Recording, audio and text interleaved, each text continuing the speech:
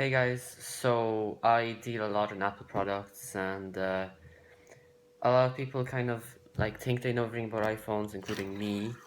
But I'm going to tell you about a scam that's been going around that it's easy to fall for, and I'll tell you how to prevent it and basically, save yourself maybe like $500 or $600 or whatever. So here we have an iPhone 6s rose gold, and it works perfectly fine.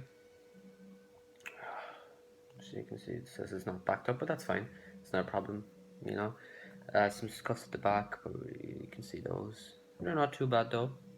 The phone came in at €500, which is not a lot, especially that a new one cost 830, which is like €300 cheaper, so that's a lot of money. Um, so the phone was tested on the network. You showed us that the phone worked, and we had all the MIs and stuff, and we bought it, and now the phone has been reported stolen and blacklisted. Um, Now, just before you think, oh, that's pretty obvious. It's not as obvious as you may think, because I took a lot of steps to prevent that. I called Apple, and basically, if you ever call Apple about advice, they'll tell you if it's locked out of iCloud, it's all good. But it isn't.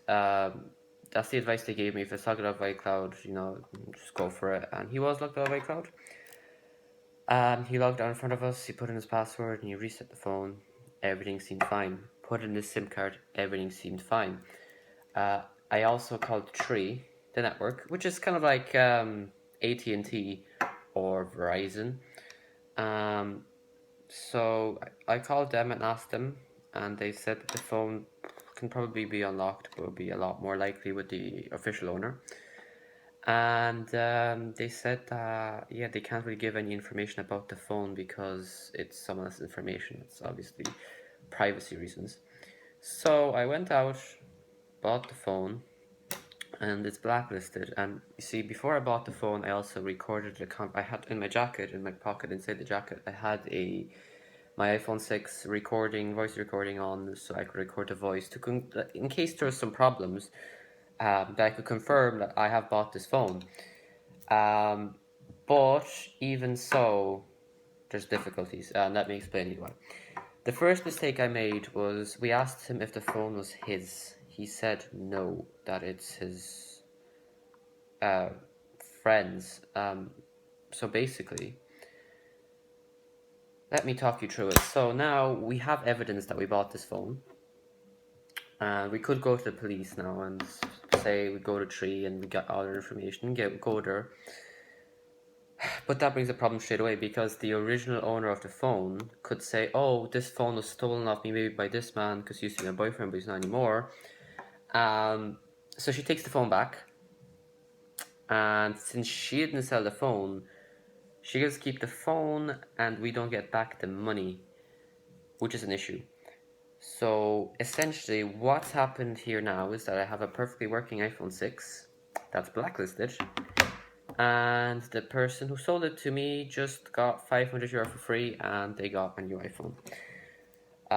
So how to prevent that? One, make sure the phone's not on a locked network like Tree. You want to make sure the phone's unlocked.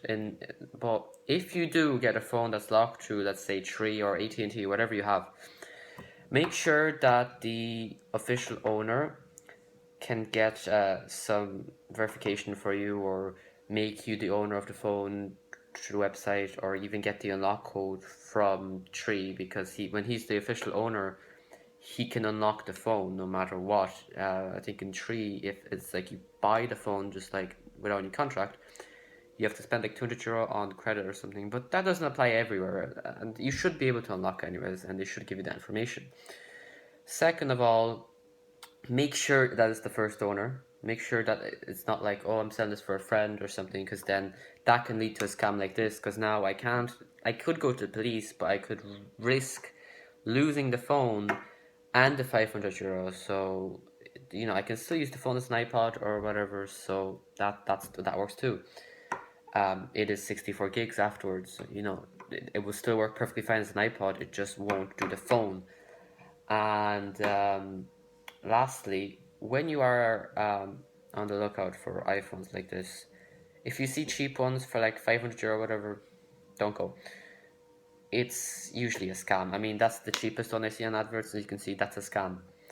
You can take precautions like me when you're buying you set a voice memo in case like he says, oh, if he is the original owner, he's like, oh, the phone was stolen off me, we could get it back or whatever. But basically, all he did was he just gave us the phone, said, oh, it's locked, it was stolen, and then they blocked it, and we called them, but they can't give us any information. Like, they have all this information, and now they know that we have the phone, but they can't talk about the information, so that means going to the guards again. And again, he's not the official owner, it's a woman who owned the phone. So yeah, you have to be careful when you're buying an iPhone 6s. Also, if you want to get if you have a 6, if you want to get a 6s, don't get a 6s. Then save yourself some money, get a 6, because even though it's a nice phone and everything, it's only slightly faster. 3D Touch is only slightly better, and recording is just almost exactly the same. Even though it has a 12-megapixel camera, 4K recording, a lot of things can't view 4K. I don't have a Mac that can view 4K. I don't have a TV that can view 4K, but 1080p 60 frames per second can be viewed on anything pretty much, as long as 1080p, which most things are, including phones now and laptops and TVs and what have you. So yeah, that's how you avoid scams like that. It's the first one I fall into, hopefully the last one. Yeah, thanks for watching and peace.